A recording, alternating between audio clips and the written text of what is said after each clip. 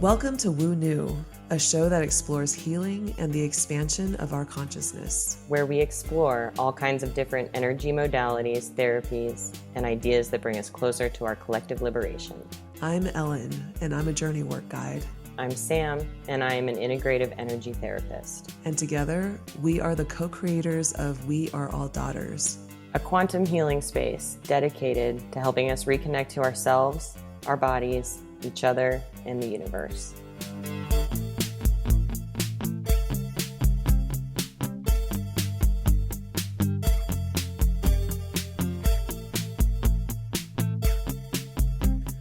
I've been looking forward to this chat for a very, very long time as I've been slowly reading this book, Joyous Resilience. We are here with the author of this book, Anjali Sharon. She is a licensed marriage and family therapist specializing in somatic therapy, trauma healing, resilience building, and cultivating joy. And she's actually spent 15 years working specifically with immigrants, South Asian, Middle Eastern, Muslim, and LGBTQI communities. And I just cannot express in words, really, like I'm actually feeling it in my body right now. Like I'm feeling it as almost kind of like a heart opening and this kind of it really does feel like, it feels like a warm fuzziness that's just kind of like emanating outward. I love this book so much, and I appreciate everything that Anjali has put into this book. And I'm just so excited to share it with our listeners and our audience and just unpack it with you, Anjali. Thank you so much for being here. I cannot express again how excited we are to dig in with you.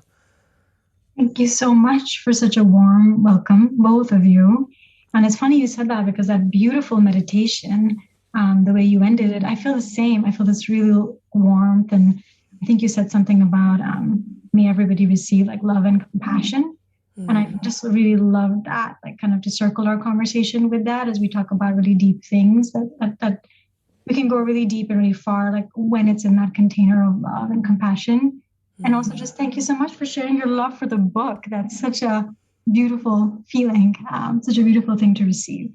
Yeah, what I love so much about the book too is that your book is written and wrapped in love and compassion. And so, because it really does, like, as I'm reading all of it, it's like every chapter I sit with for so long, because there are so many places where I can identify areas that these things come up for me, that it's like, okay, whoa, this is giving me a much broader perspective and like narrower focus at the same time. It's super interesting.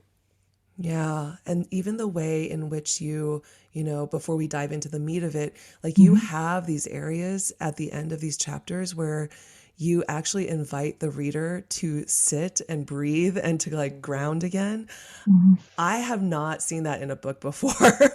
Like that in itself, just these like moments of invitations to come back. Yeah, I can't tell you how much I appreciate that. That was such, and I felt my body actually getting activated as I was reading some of this stuff, because it is. So did I. You know, you definitely go deep, and to have those like moments of, okay, let's just take a breath, like let's just come back and recenter and allow ourselves to just feel and just be in our bodies again. That was hugely helpful.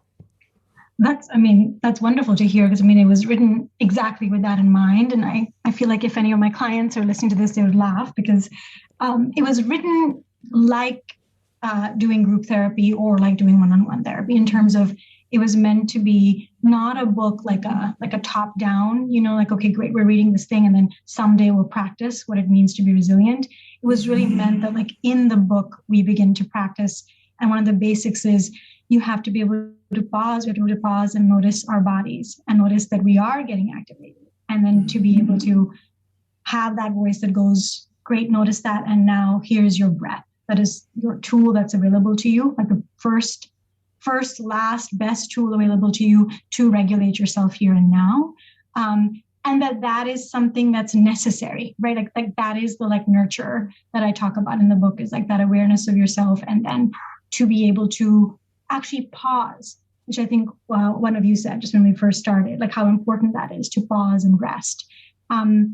So just to say that, yes, the book is meant to be a way to practice and to hear that voice, and then begin to embody it even in the act of learning rather than something we do separately. And I'm so glad it was helpful. Yeah. I really loved the practice of even how you use the acronym HALT, and just being able to, take that moment in the middle of the day to like really check in with myself, because there were times where it was like, I was sure I was super tuned in, but then I did that and I was like, oh, whoa, like all these things are coming up all of a sudden. That's right. That actually comes from AA, I believe.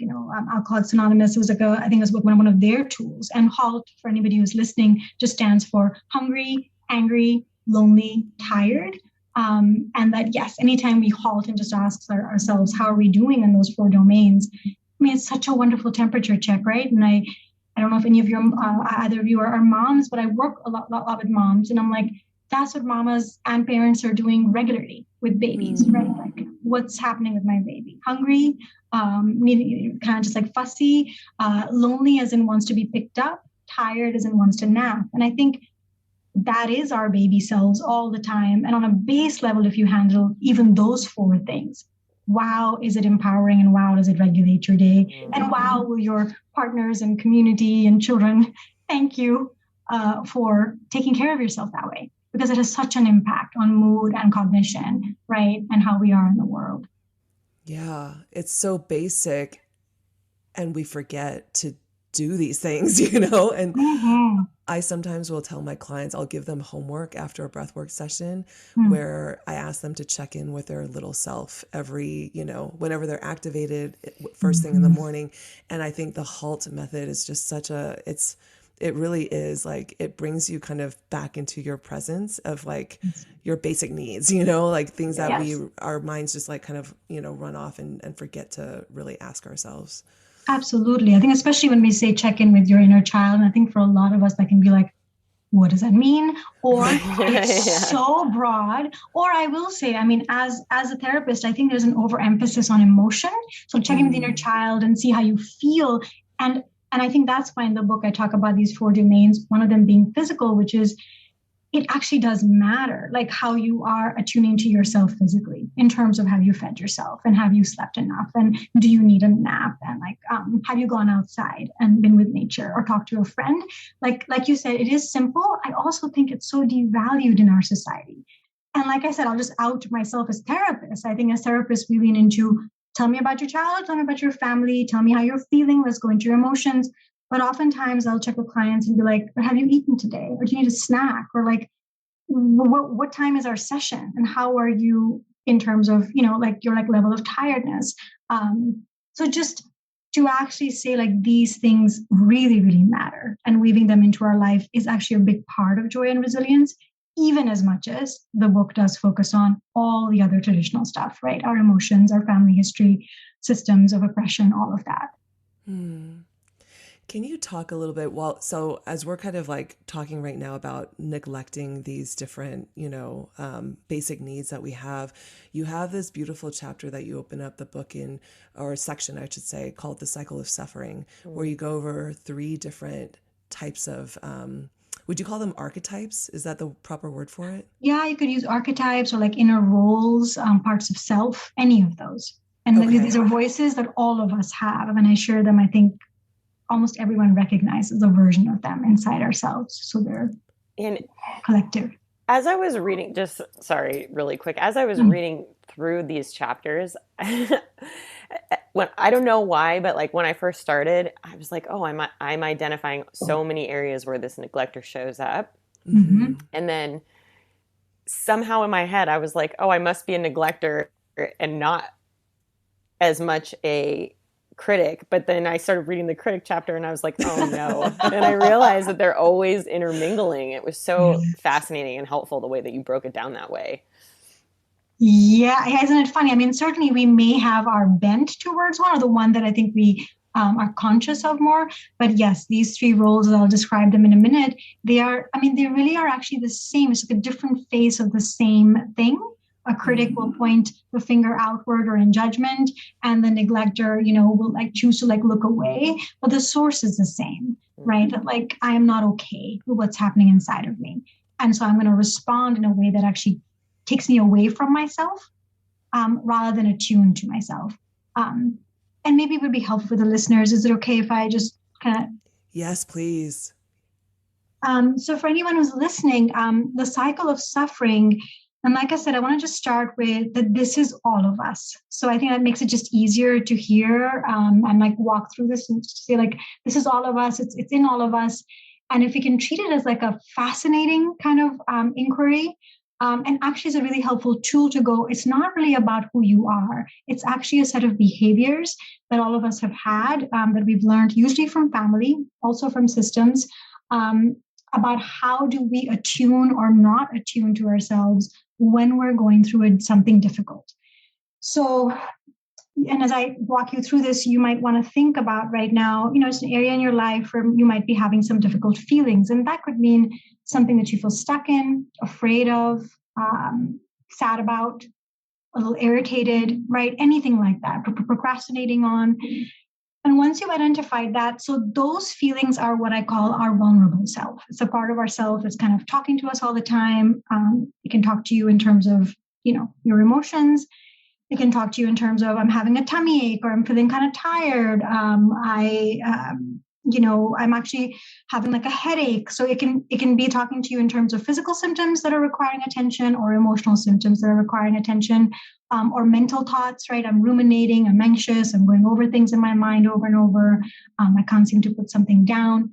So when these things are coming up inside of us, unfortunately for a lot of us, and because our parents, also learned this is kind of down the generations, learned that a response to those kind of feelings often takes two distinct routes, neither of them that are long-term helpful, but in the short term, that's usually what's been taught.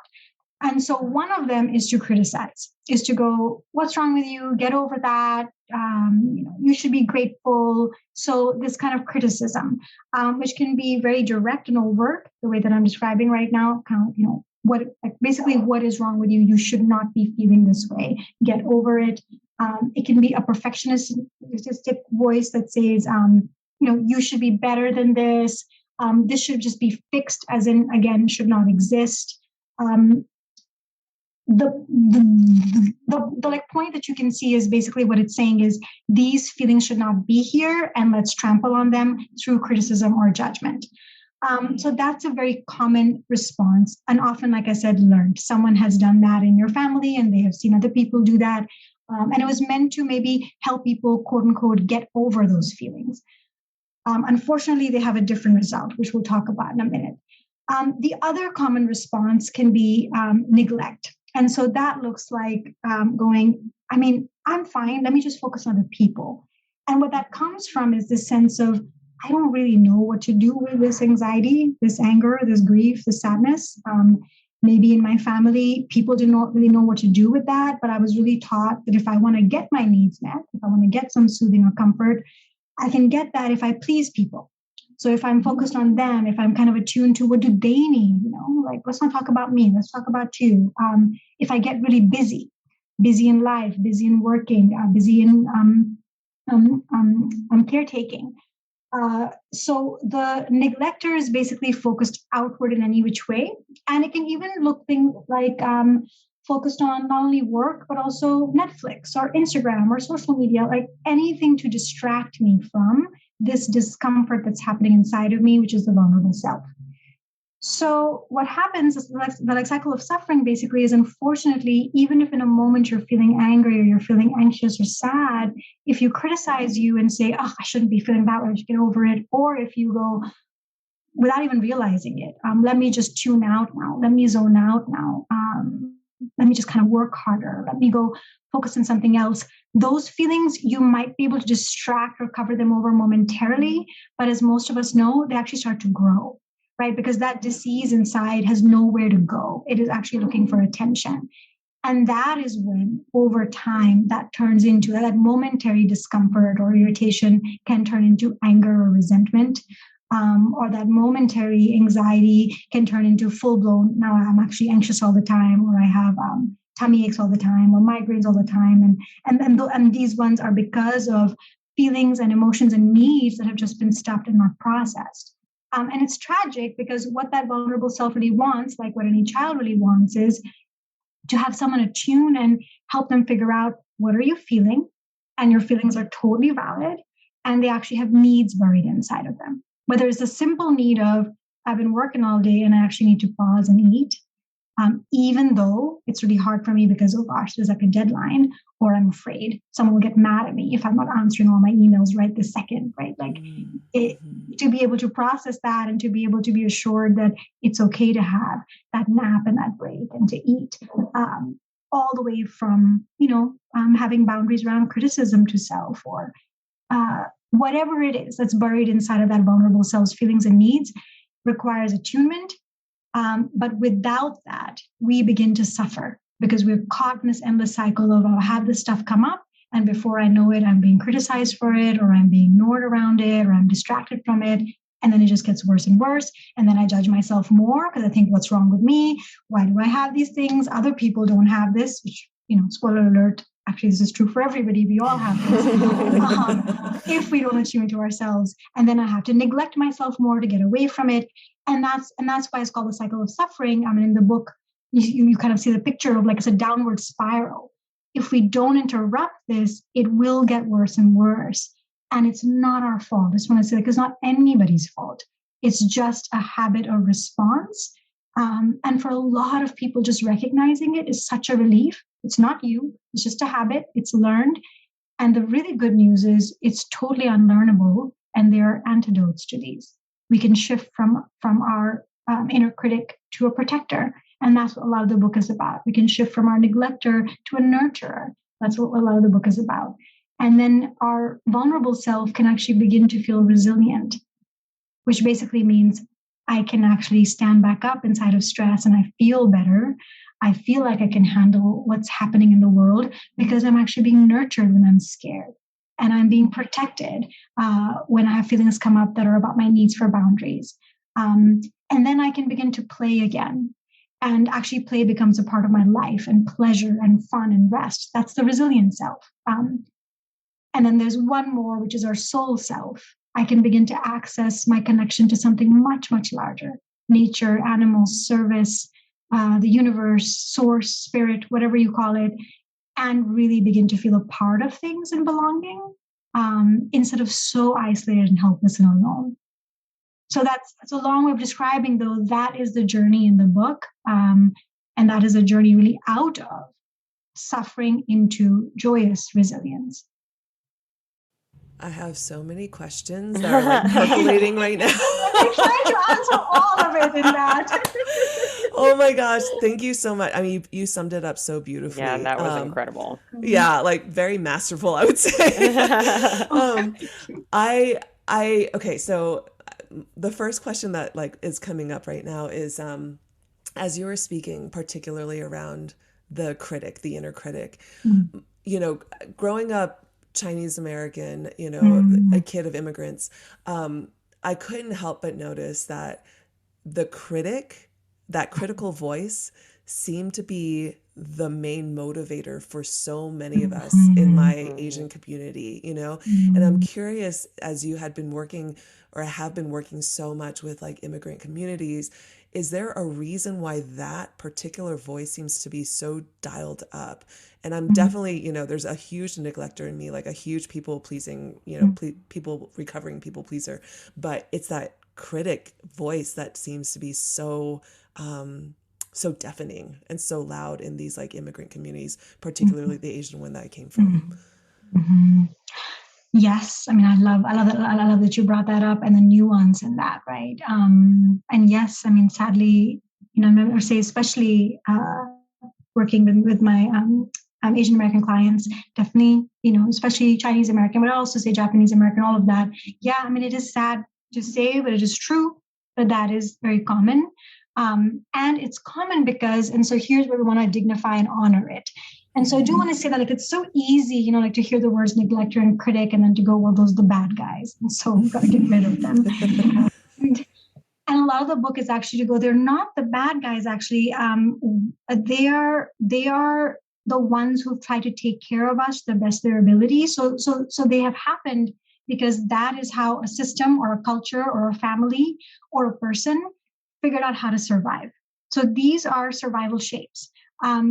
And actually, they may have worked to some degree, right? Like in terms of, for example, with this idea of like criticizing, hands down, one of the most common reasons I would say across cultures that this is developed is for that reason. It's the idea that this is motivation. Along with that is also, I mean, I think you obviously would have much more expertise in this than me. But if we look in that culture, the Asian American culture, or even just coming over as an immigrant, coming from a culture that is vilified, coming from a culture where the people are maybe feeling endangered, right? Because of white supremacy. Across generations, there's a sense of, if there's so much danger coming from the outside, so much criticism, it would be understandable that a culture or a people might decide, let's criticize ourselves first, right? Like, let's actually make sure that our children are maybe made stronger, quote unquote, by being told what they have to fix by us, better us than that larger culture. There can be a sense of, in order to survive this culture, we definitely have to be, quote unquote, the best, because there is so much stigma and there is so much prejudice. There is so much difference in terms of how we will be treated. I mean, these are just like small examples, but the point is that it's developed as a way to survive. And the culture of the family believes that this is the best chance, usually, that they and their descendants have in order to be safe inside of a community. So I say that just to say, like,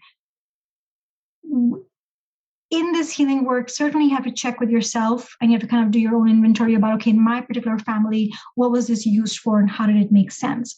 So I can't speak for each person, but I would say large scale, those are the answers that we find, is that, families really believe that this was the way to keep themselves safe, and safe in terms of that idea of being perfect, of being the best, of being seen as the best, of having to work much harder. And, and we hear this in like Black communities. I think we hear it in the Asian American communities, like, you have to work twice, thrice, 100 times harder to be given or to even be seen in the same way. And I mean, and that's a long shot if you'll be seen the same way, much less to have equal rights, like equitable rights, right?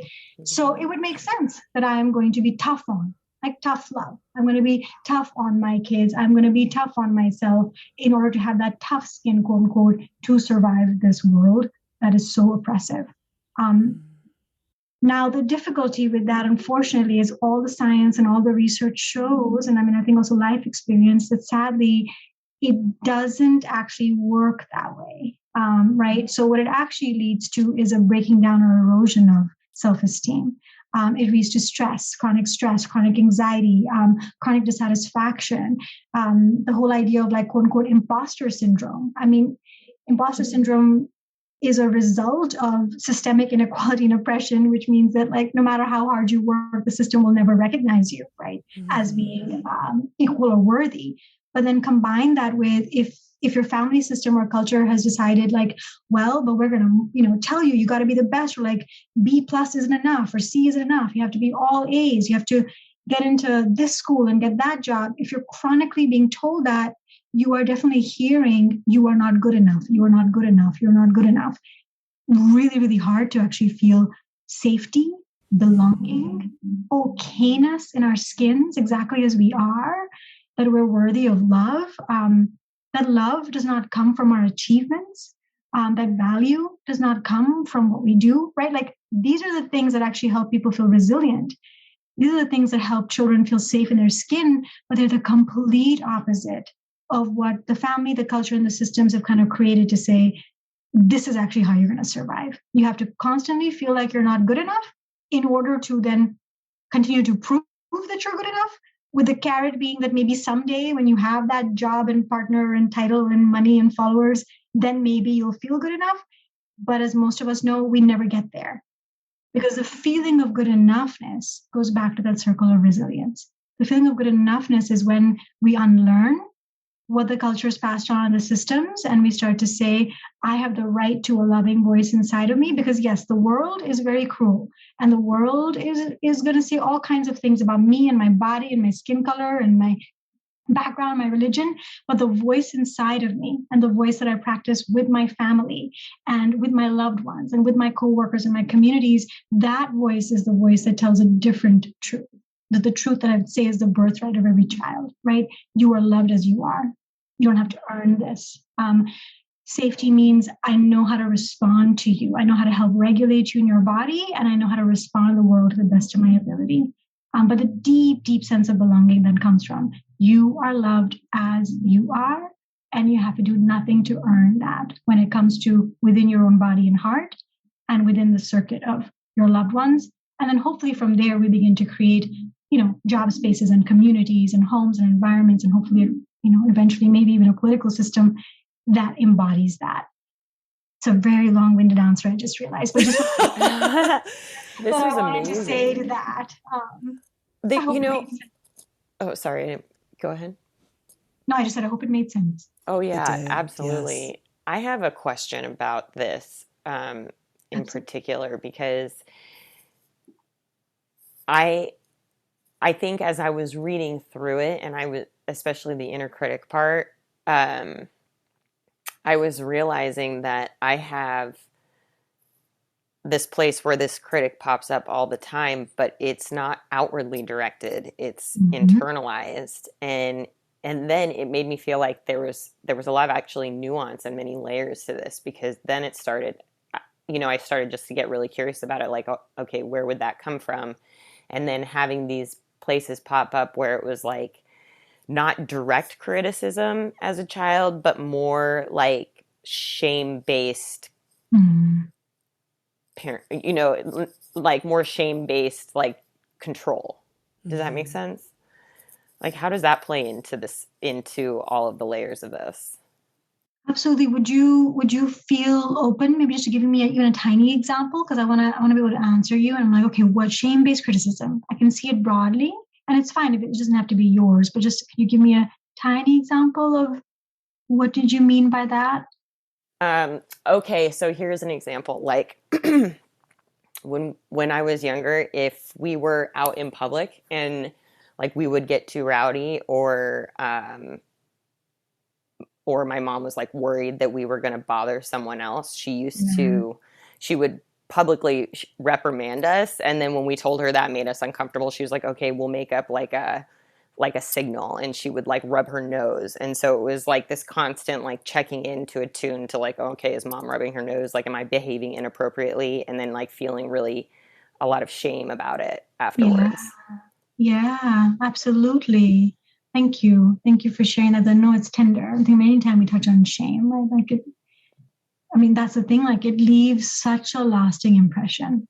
I think that's what's astonishing to me sometimes, is like these things, like your mom, kind of like, tell me what you think about this in terms of your experience. In some ways, it's like, wow, like she heard you, which is in some ways special. Like you all said, it's uncomfortable. And then she tried to meet you. It was very interesting. She tried to meet you on top of the shaming behavior, right? So she kind of went, okay, let's find an adjustment. I'll rub my nose. And so better than me berating you in public. But then the sad part, I guess, there is like somehow whatever that normal bodily expression was happening for you or you and your siblings, that there was still a messaging of like, it's not okay, right? Like it's not right. It needs to be suppressed. And so, if I'm understanding you right, Sam, you're talking about like how parents might do that, and then it can definitely be held in the body then as like, I don't know if this is what happened for you, but that certain ways of being, whether it's exuberance maybe in this case, right? Or like, I don't know, we don't laugh in public. I know a lot of clients who, and even for myself and loved ones, like, we don't know how to dance anymore in public. Like I really want to dance or I want to enjoy music, but I don't know how to feel safe or okay. Like I just feel like it's too embarrassing to move my body. And, so it can be all of those things. And I think definitely, probably across cultures. In some ways, I think this is more in terms of just like whiteness, right? Like that, like this idea of like suppression of emotion, suppression of being able to show even things like crying, just like crying in public, and like immediately, how many times have we heard like, stop crying, Don't cry. Yeah. Totally. Or I'll give you something to cry about if you cry, you will be like next level, or and so the reaction is generally what it is we begin to stop breathing, right? The child or the person kind of goes, which is the body's way of going, okay, if I'm going to stop all of this thing, I have to basically really stop breathing, get smaller, tighten, cold. And then many, many years can go by and we often have forgotten the original event. In this case, sounds like you remember. And we even forget that there was a different response. All we know is, I think people will say, oh, I just don't do that, right? I'm just a quiet person, or I don't dance in public, or, I don't really cry, and it's like we've lost access to our bodily sensations, our ability to breathe, really our ability to be human. I don't know exactly what behavior that was that your mom was responding to, but sounds like what you're describing, it was probably just a normal, regular human behavior. And the sad part is, Joyous Resilience talks about joyous resilience does not mean being happy all the time.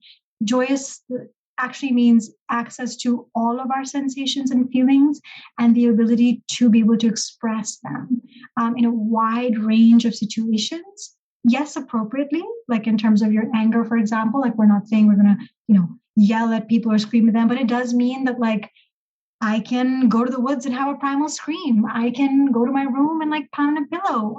Or on the opposite end of the spectrum, I can laugh really loudly and feel free. I can cry with a friend, or I can tear up and not have to have shame about it. But if there is shame around those things, then yes, that is the internalized critic. And we also want to send a lot of compassion to your mama, because obviously she was, again, trying to protect her children from doing something that she had learned some time ago was quote unquote dangerous or not okay. Right. And so we'd have to go back then in the history and go, how did that make sense for her? Again, family system wise, or maybe culturally, or maybe time period that she grew up in, while also sending a lot of compassion to you, because the sad part is you got cheated out of something, and that's, inadvertently. And it does take time to heal that, and have that voice come in towards yourself that goes, it's okay. It's not your fault that this got lost. It's not your fault if it's uncomfortable, and you have a right to all your feelings. And then eventually, a lot of the book is about is practice. And now we're going to be in bite-sized pieces to practice, starting to lean back into that thing that was shamed out of you. Right. So that would be the journey back. How does that land for you this time? Because this is really your experience. So I want to. No, that's incredible. Thank you so much for sharing all of that. It was super helpful because Ellen and I spend a lot of time talking about this kind of stuff, as you know, from some of our other episodes. And so, I think it's not the first time that that example has come up for me. But really it is a practice of, even though I intellectually know that she was doing the best she could with all the tools she had. Yes. It is still something that clearly I am unlearning, and is going to take a lot of time, as I can imagine the kind of criticism that Ellen was speaking to earlier, where it's somebody else telling you what is expected more directly. Mm-hmm. Mm-hmm. Absolutely. I love what you were sharing about also that, joyous resilience isn't being happy all the time. Right. And I think that's such an important message, especially in a culture that is constantly striving for happiness, and feeling like that's kind of like a North Star to reach, that's what fulfillment looks like. I'm staring at two quotes and I want to read both of them. They're related. But the first one, as Sam was asking her question, I found this quote to be so relevant to what you were talking about in your book. But I'm going to read the second one first. It's about resilient self. And you were writing that the resilient self is not a triumph over the vulnerable self, i.e. an elimination of all insecurities, imperfections, mistakes, and failures. In fact, the resilient self is the vulnerable self, transformed by a deep, consistent commitment to love ourselves in a way that meets us exactly where we are, snotty-nosed, tongue-tied, scarlet with shame, on our knees with grief, dead broke, flustered, and lost for the millionth time. that just spoke Yeah. so much to me, that it's this idea. And I think I see it a lot with not just, my clients, but myself too. This, I think when we get on this healing path, we think that there's something to be fixed. We think that there's something wrong with us that needs to, something broken that needs to be somehow like repaired or mended. And Mhm. I think in this quote, you say it so beautifully. It's not about perfection. It's not about fixing even. It is meeting yourself with a lot of love and compassion. And yeah, I found that was so beautiful. And Thank real you. quick, I'd like to read this other quote about the nurturer. And this one kind of speaks a little bit more about, you know, like it speaks more specifically to men and this idea of a culture of violence that we're living in. But you write that when men are conditioned to think emotions are weak, they are taught to disconnect from the very traits of attunement, feeling, and providing emotional safety, love, trust, and nurturance that we as humans are wired to exhibit in order to communally thrive. Instead, by shaming 50% of the human population to shut down their vulnerability, we have created a culture of violence. We must instead seek a culture of nurturance and compassion that will allow us to flourish, to appreciate the beauty and richness of life even in hard times, and continue to orient ourselves and our communities toward what gives us all joy. Mm. And these words are so powerful, and they're related, these two quotes. And, I'd love to kind of extend our conversation and this cycle of suffering out into the broader societal context, because you talk about it. And again, before we even started recording, Sam and I were reflecting with Anjali that there's this chapter in here in the section that is the cycle of suffering, but it ends with this chapter on intersectionality and the cycle of suffering on a societal scale. And I'm just so I would just love to hear you talk a little bit about that and open up the conversation around that, because I think with all of this movement towards, healing and, quote unquote self-improvement, and there's just so many thousands of dollars like thrown at this idea of self-improvement. I think you putting this in your book and bringing us back into a more holistic look at what we are dealing with as a society is so necessary to just even ground us in the reality of this work. So yeah, I would love to hear just like what inspired you to also talk about this in your book too. Thank you. And thank you for pulling out those two quotes. I mean, I think, yeah, they really captured it. So I think you kind of picked the right ones. I mean, I think just to go back to the quotes, this idea, right? Exactly. Like it's not about fixing it, and it's also not about an end point. It is for the rest of our lives, knowing that over and over again in the ups and downs of life, which will happen, they're inevitable, and the ups and downs of self, there's a safe harbor inside. And that safe harbor just means, like I said, like again, I will be treated with respect internally. I can trust that I will be loved and met with compassion internally, right? Like no matter what happens. And even if I lose myself, I can trust that I'm committed to coming back. And that's the best that we can offer in some ways, all of our relationships. I mean, that's a huge thing to say. I will do my best to keep being that safe harbor, but I will not be perfect. But I can promise you, I will not be perfect. And I can promise you that I will keep working on being kind and learning. Yeah, and then I think about like tying that to the larger, and I'm happy to kind of go back and forth to kind of pull on different threads. Maybe the first thing that occurs to me is just like I think that it is really important to be talking in this way when we're talking about what's generally considered our personal work. I don't know about the two of you as healers, but I'm sure this is true. I know for me as therapists, right? I mean, and especially in this country, in the U.S., certainly working with BIPOC clients, right, immigrant clients, LGBTQI clients, it has never been off the table that the personal therapy that we're doing is not extensively tied to the land we live in, what your story is of how you got here, how were your people treated by the larger society, like how are the systems currently at play affecting your body and your rights and hence your mental health and your physical health.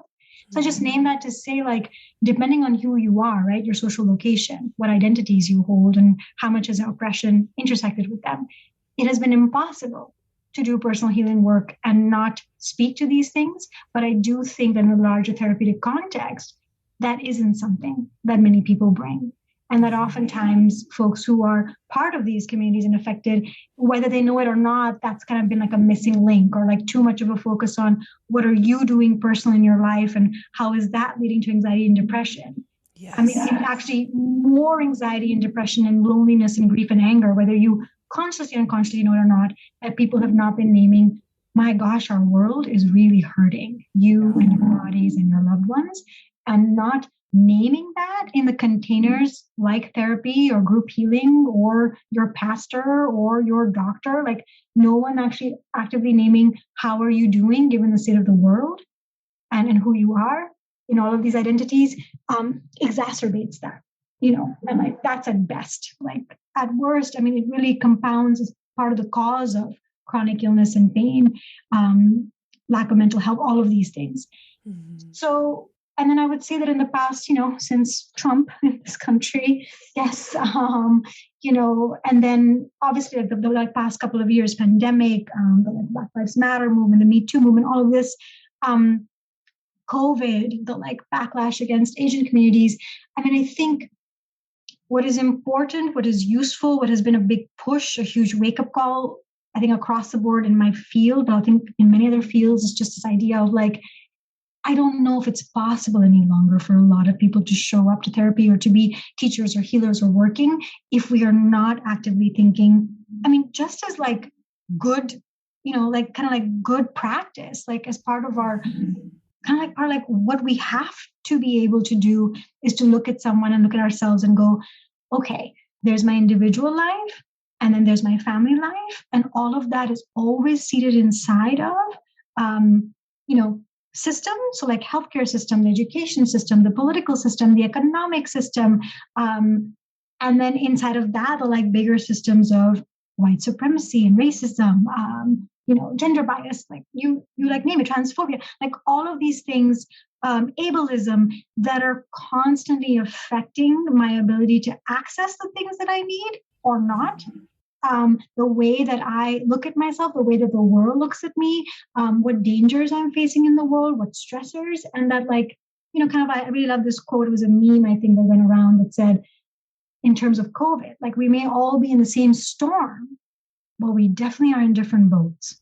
Mm-hmm. And we have to recognize that like some of us have no boats, drowning, right? And some of us have a real life raft, and some people are in big cushy things like, and that we have to begin to speak to that as we look at our needs, whether you're working as a healer with somebody, whether you're looking at a self-help book and looking at like, what do you need for yourself? Whether you're looking at your families, your communities, and maybe going into criticism or judgment. Why aren't we doing as well as those people?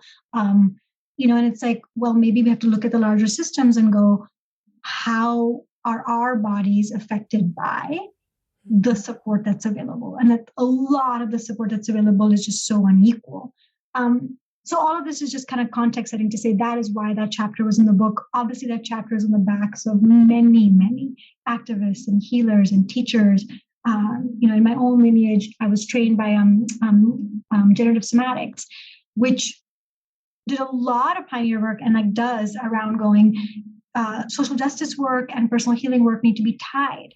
Yes. And that, when you're looking at personal change, for a long time in my personal therapy, as well as the therapy I was doing in the world, the like slogan I would hear was just something like, when you individually heal, of course, naturally that will lead to collective healing. And I understood it. It was like, yes, it's true that as I heal, I mean, I'm a better person, I hope, and I do good things in the world.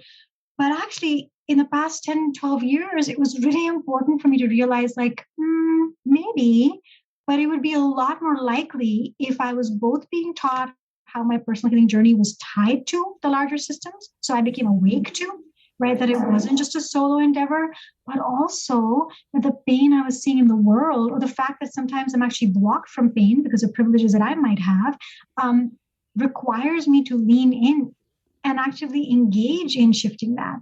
Because if I don't, I mean, maybe I'll be able to survive because of whatever buffers I have, the home I live in, or whatever income, or, whatever like identities kind of give me the privilege of like safety.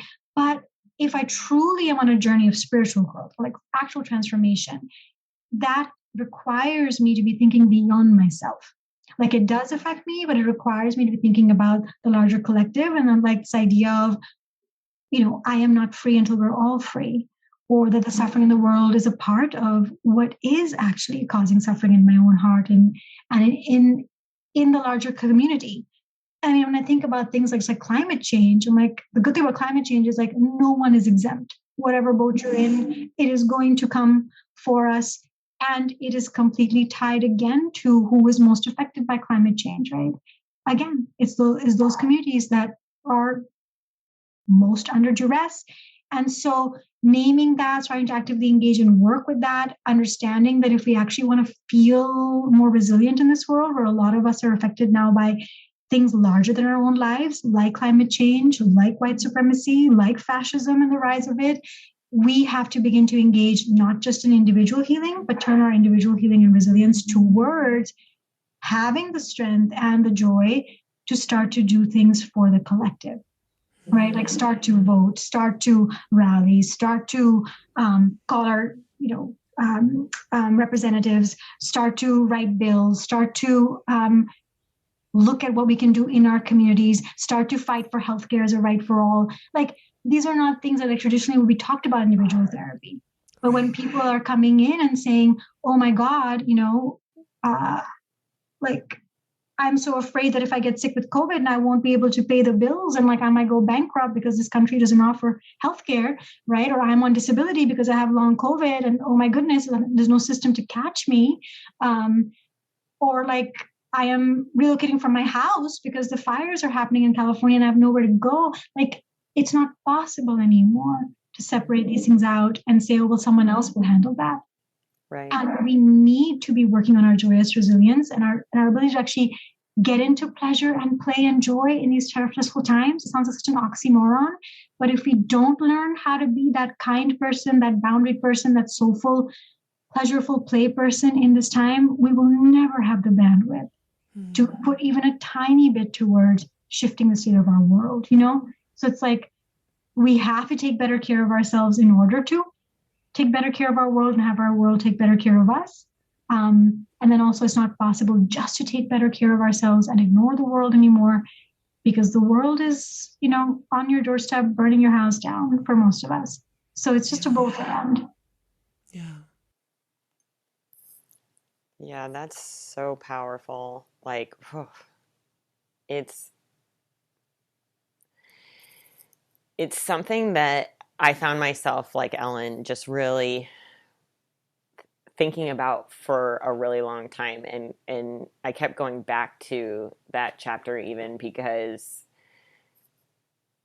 it's this constant conversation that I feel like I have. And maybe this resonates with you guys, but, with everyone in my life who, especially those who tend to be non-boundaried and tend to overextend themselves, it's like we cannot help fix these things if we don't start to take responsibility, if we don't start to understand that this is a marathon and not a sprint. And then and it's like the self-work then really helps you become super clear on the why. And then it's like once you get clear on that, it makes everything else sort of non-negotiable.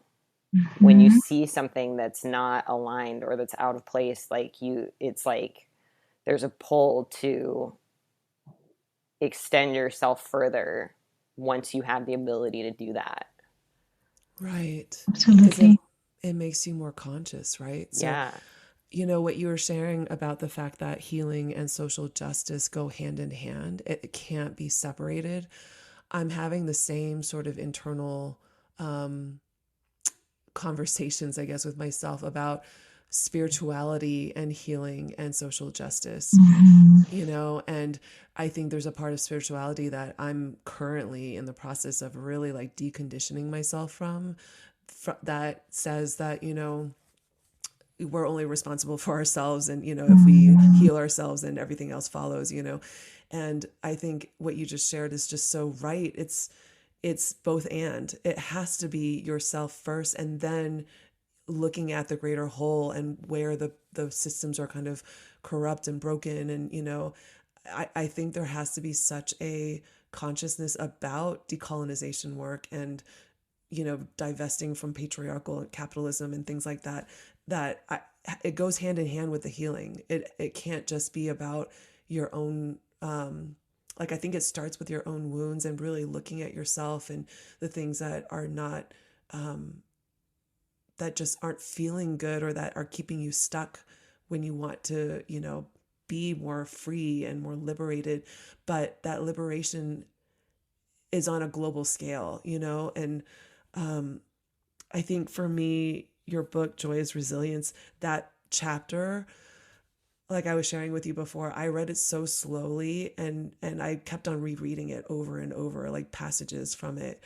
And I think it just resonated with me really deeply too, because so much of this growing up as, like an Asian American, I think, and experiencing racism sort of like and oppression from like literally when I was a really small child, and growing up in Texas where there's not that many people that look like me, all the way up to, even just last week having a session with a transpersonal healer where my unworthiness was being shown to me, or it was, coming up, and I was connecting my inability to ask for commitment from my clients energetically and financially to the fact that my father hit this glass ceiling when he was here and had to instead go back to Taiwan to work because he couldn't feel like he received the validation that, even after getting 2 PhDs, which is, something that's like, so it's like all these things. I mean, I think for me in my personal growth and where I'm at right now as a human and as a healer and just processing everything, integrating everything I've learned, I am really starting to ask myself, where does spirituality is not just this, the connection to the cosmos or the connection to these multidimensional beings and, things like that, or the connection to the earth and our universe. It is in social justice. It has to be. There has to be this connection there. Otherwise, why the hell are we even here in the first place?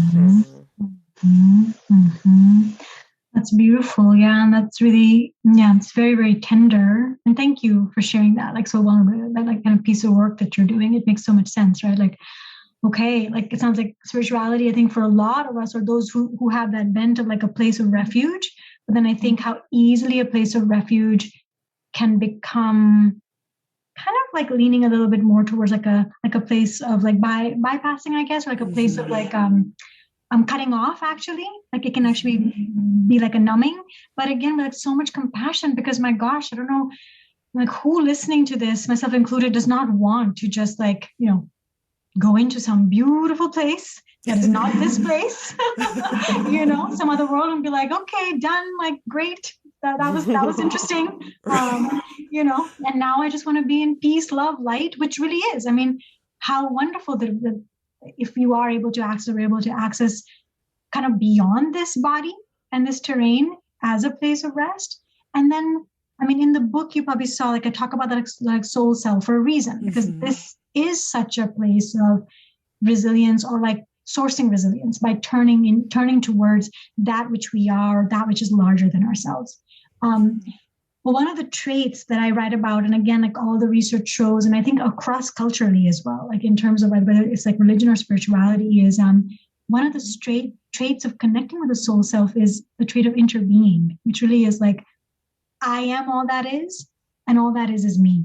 And I think if our hearts are broken open, right? If we truly are in our bodies and connected in that spiritual sense to all that is, and we can even just begin with nature, but then it can be easier to access for nature than other people even, then how could it be that I would feel well or whole?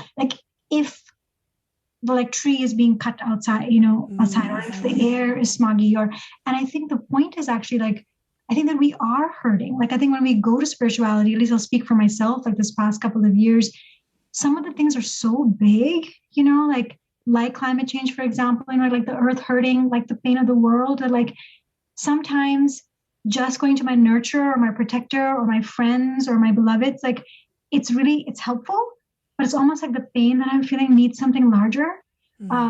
And so going to spirit, going to, like for me, that means like a sense of something beyond, something eternal, like a love or an energy that goes on forever beyond this realm, actually helps relieve me for a while. And but it helps me give that pain over or grieve it without getting lost in it. But I know that I'm truly dropped into my soul self. Like when after that, I can feel love again for the world, and the kind of love that goes, and as long as I'm here, I am going to keep tending to you. Like I'm not so bogged down by the pain and so numb, understandably, that I just want to check out and, like I said, find some island to go to where there's no politics and there's no hurt, and like I have to remind myself it doesn't exist. Like I have to create that, but it does exist as a refuge in my heart.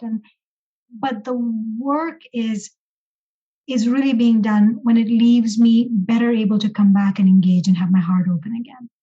Because if my heart comes back and it's closed and goes, I'll just live in my bubble and I won't let the pain of the world touch me, then I know that I've actually lost some of my joyous resilience. Like I've lost a part of Anjali. I've lost the ability to feel. So kind of a roundabout way of saying, like, spirit can help us feel that big grief and that hurt, and none of us can be judged for that. These are very painful times, but I want to be able to feel that hurt because I want to be able to feel my heart, because I want to be able to be alive. And it's part of this aliveness to like reclaim that ability with the help of spirit, not detach from it, but to actually feel it and grieve it and find that kind of eternal life energy that is underneath those tears and grief and hopelessness, and then use it on my behalf or part of the world. And I love that breath, so I will just say that I realized in this session, I wish that I had said it in the session. Everybody's so sorry to not say over and over, like every answer. I feel like we could have taken deep breaths after each one. And like also it may be bringing up things for everybody who's listening, myself included. So that beautiful breath, whoever took that on camera, I'm like, let's just take some of those, even in the podcast. I'm like, let the breath move us.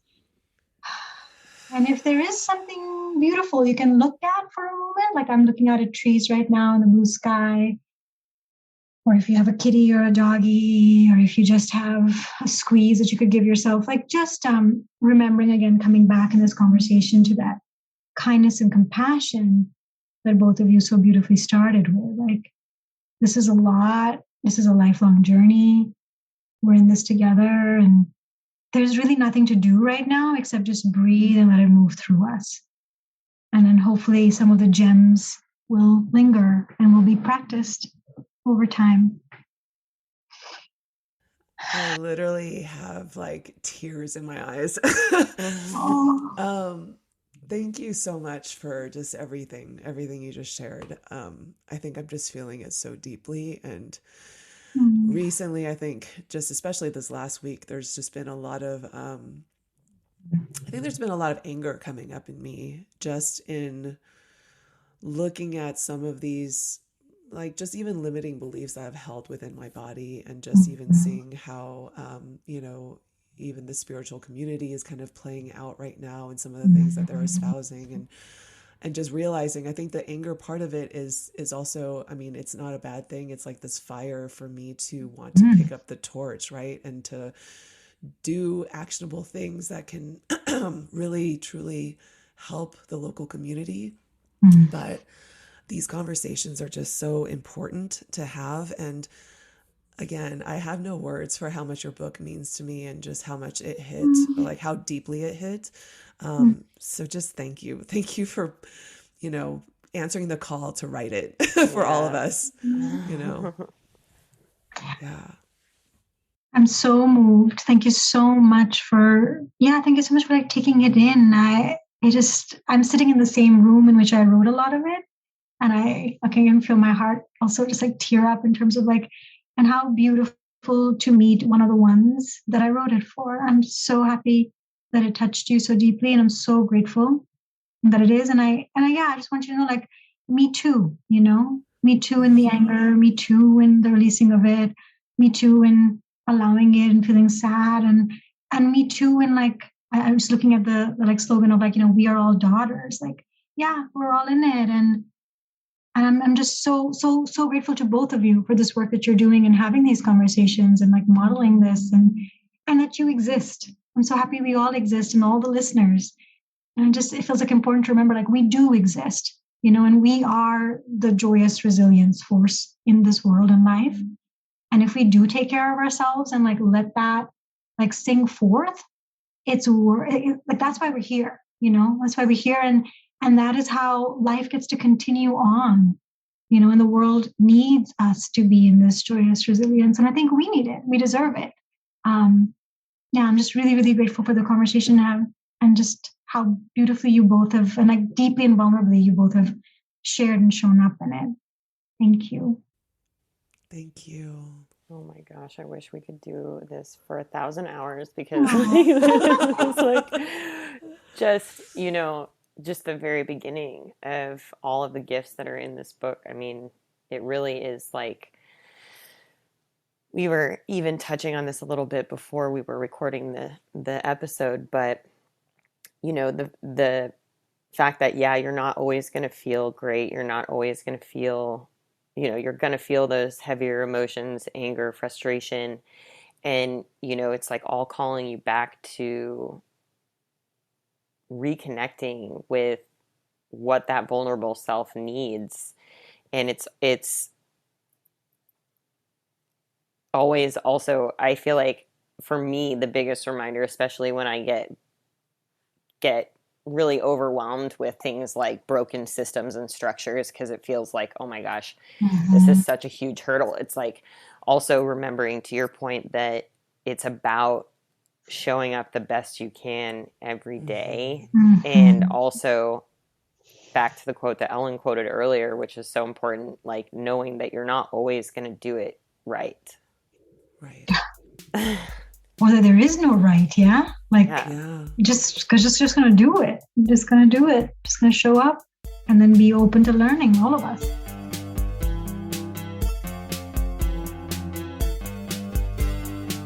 Music for Woo New is composed by Adam Miller.